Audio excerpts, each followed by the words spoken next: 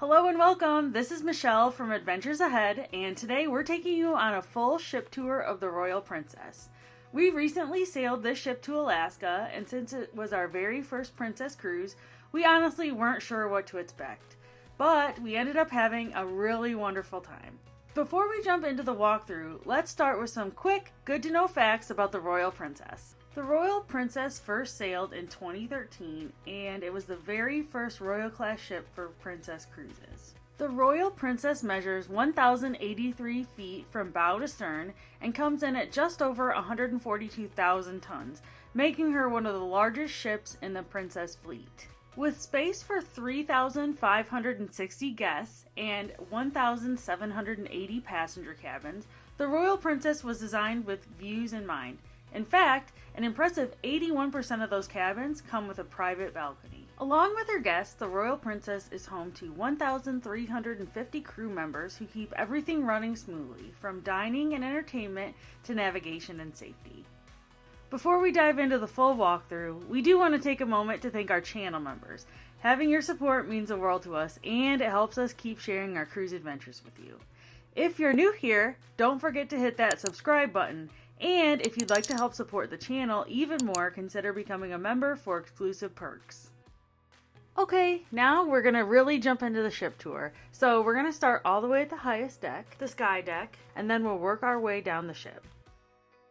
Up here on the sky deck, you'll get some of the very best views on the ship. There aren't a lot of extra features though up here, but that's what makes it so nice. Just a quiet spot to unwind and soak up the views.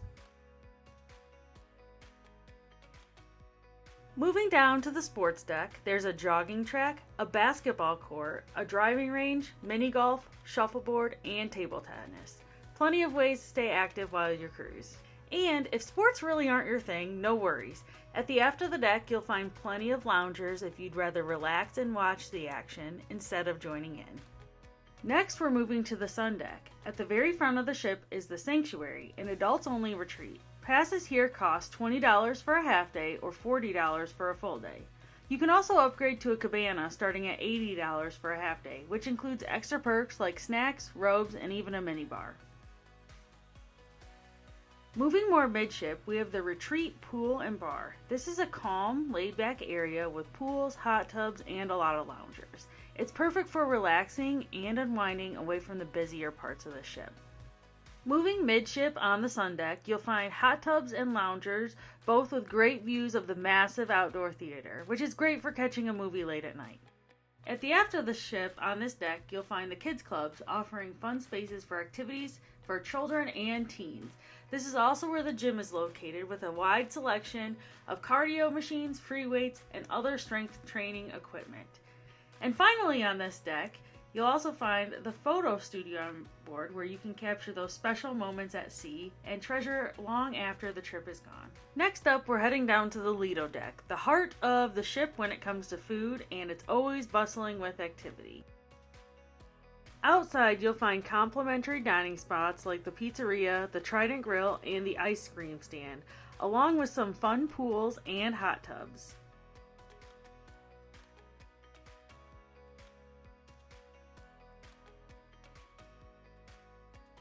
The Lido deck is also home to one of the sea walks, a glass-bottom walkway that extends over the side of the ship. Walking across it gives you straight-down views of the waves beneath you. It's definitely a must-try experience on the Royal Princess. Heading inside, we come to the buffet. Officially, it's called the Horizon Court and the Horizon Bistro.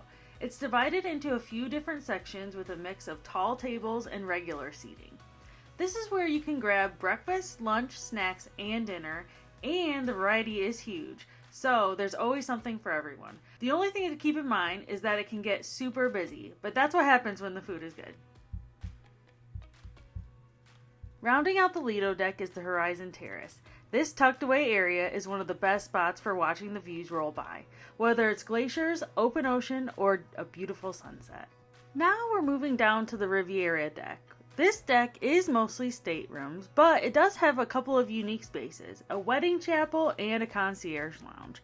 During our cruise, there was actually a wedding on board, which we thought was pretty cool. Next, we're moving down to the promenade deck. Up at the front of this deck is the Princess Theater, and that's where they put on all the big shows at night. They had the playlist production shows while we were on board, along with other entertainment throughout the week. Next to the theater is the art gallery. This is where you'll see artwork displayed throughout the cruise, and they also hold art auctions here if that's something you're into. The promenade deck is also where you'll find all the shops on board.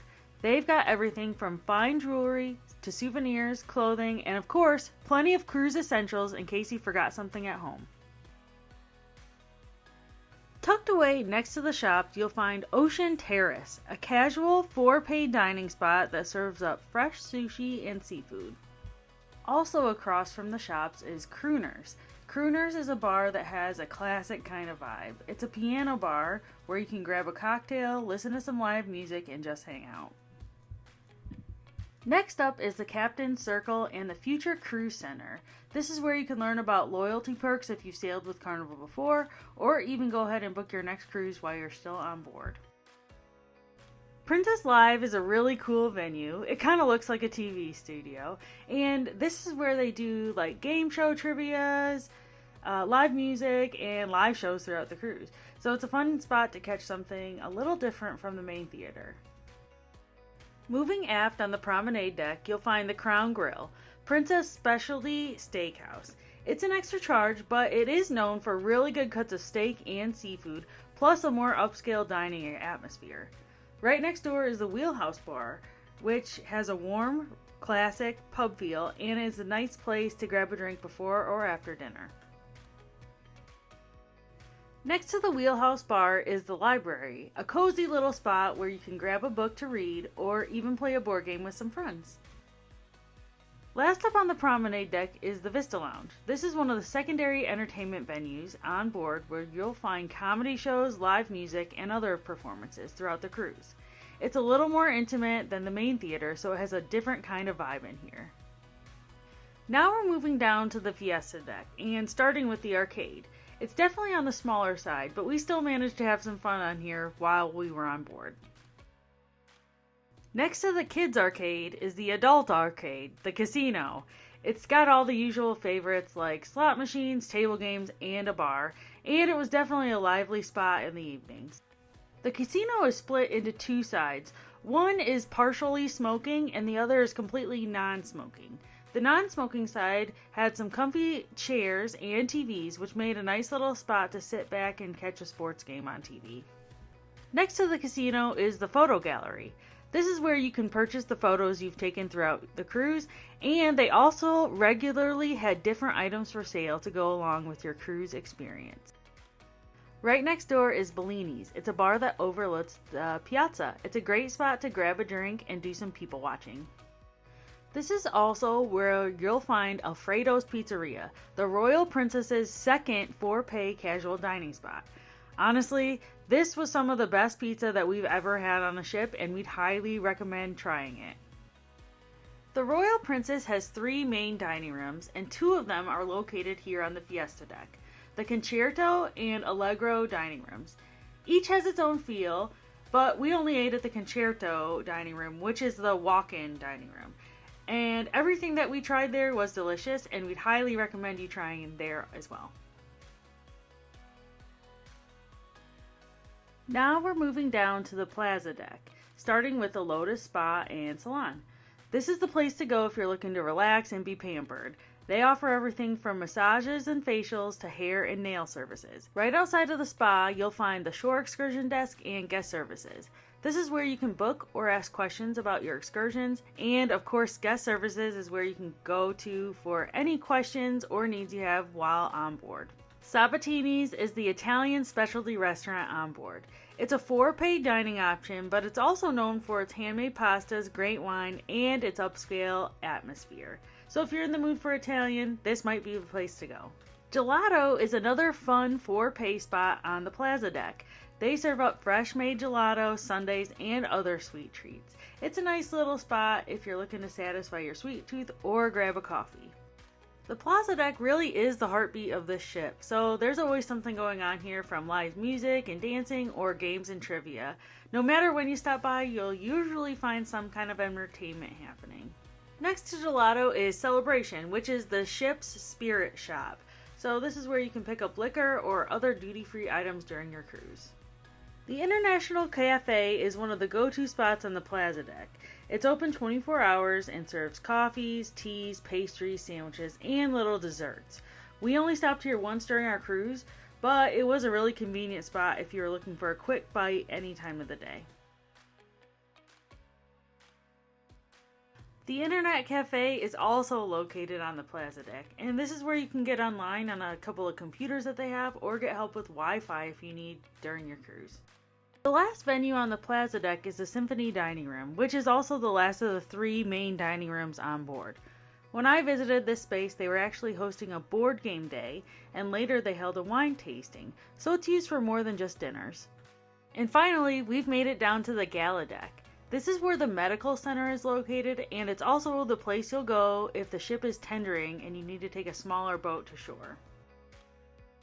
And that wraps up our full tour of the Royal Princess. We had such a great time sailing her to Alaska and getting to experience our very first Princess cruise. Hopefully this walkthrough gave you a good feel for what the ship has to offer. If you enjoyed this video, please make sure to give it a thumbs up, leave a comment for us down below, and of course subscribe so you don't miss more cruise content.